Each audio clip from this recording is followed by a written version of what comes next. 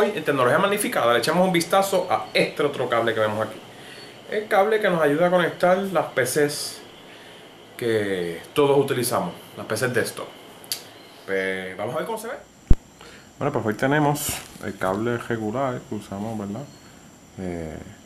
Para las PC. Este lo conoce todo el mundo. Vamos a ver, ¿verdad? Magnificado cómo se ve de ambas áreas y después cómo se ve picado como venimos haciendo de costumbre. ¿Ven que lo se ve metal?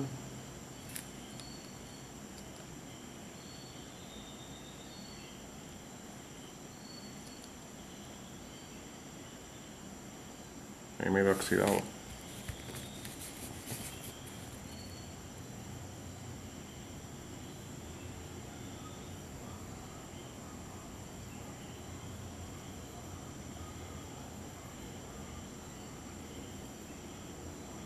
Está joto, ¿verdad? La mitad de la electricidad. Vamos a abrirlo, ¿verdad? Porque tenemos curiosidad. Vamos a ver por dentro.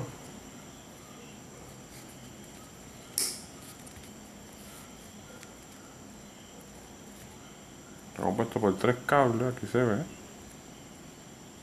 Como la mayoría de los cables que transmiten electricidad.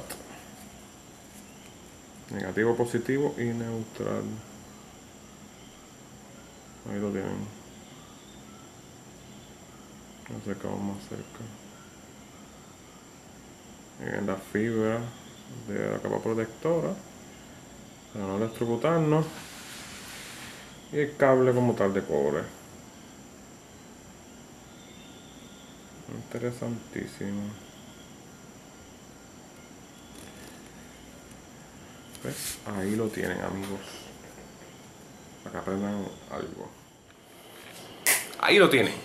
Ven cómo se ve el cable que nos conecta todas nuestras computadoras a electricidad. ¿Qué ustedes creen?